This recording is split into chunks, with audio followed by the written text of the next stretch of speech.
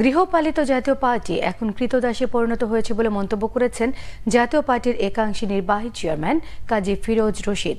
এই দলের এখন কোনো রাজনীতি নেই এমন মন্তব্য করেছেন তিনি। শুক্রবার রাজধানীর একটি হোটেলে সংবাদ সম্মেলনে তিনি বলেন, বন্দনা করে সংসদে ঢোকা এবং নিজের আখের গোছানো ছাড়া জাতীয় পার্টির কোনো রাজনীতি নেই। এজন্য জনগণ এই দলের কাছ থেকে মুখ ফিরিয়ে নিয়েছে। ফিরোজ রশিদ আরও বলেন, জাতীয় পার্টি এখন সংসদে কোনো প্রতিবাদ করে না।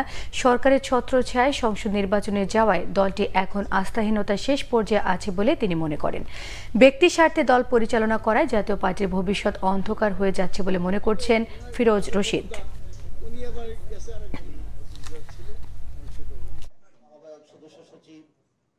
সংসদে যারা বিরোধী দল তারা এখন আর কোনো কথা বলে না। আগে যত লব্যজব্য করেছে আমি এখন দেখি যে তারা সব নিশ্চুপ হয়ে গেছে। পূর্বে মানুষ আমাদের বলতো জাতীয় পার্টিকে গৃহপালিত বিরোধী দল, এখন বলে যে এরা কৃতদাস।